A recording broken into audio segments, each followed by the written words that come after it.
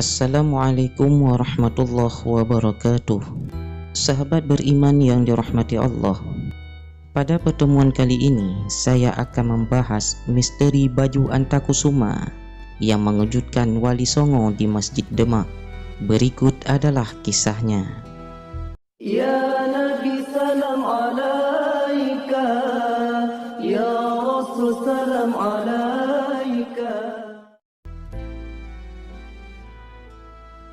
Pasukan kerajaan Demak sempat dibuat kewalahan oleh Majapahit ketika pertempuran.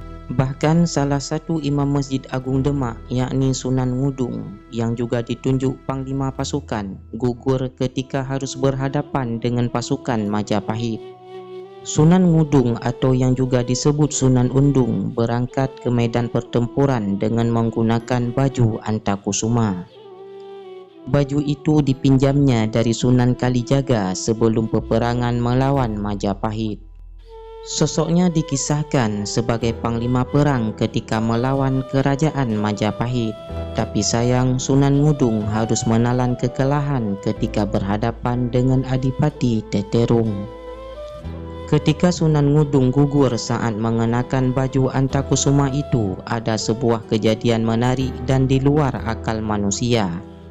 Konon baju Antakusuma yang dipakai Sunan Ngudung itu tiba-tiba datang berada di Masjid Demak.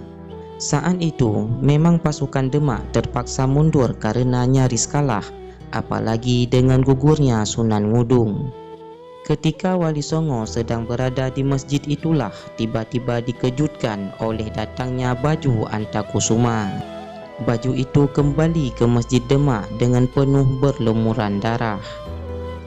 Pada waktu itu Sunan Bonang berkata, baju ini datang dengan sendirinya. Mestinya yang memakainya telah gugur di medan peperangan. Betul saja, tak lama kemudian jenazah Sunan Undung tiba di Masjid Demak.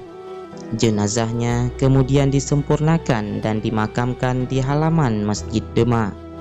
Kemudian para wali merundingkan siapa yang akan menjadi penggantinya sebagai panglima perang. Akhirnya dalam perundingan itu diputuskan bahwa Sunan Kuduslah yang akan menggantikan ayahandanya. Dalam pertempuran ini Sunan Gunung Jati beserta Sunan Giri mengajukan diri akan ikut berperang. Semua wali menyetujui permintaan kedua wali tersebut.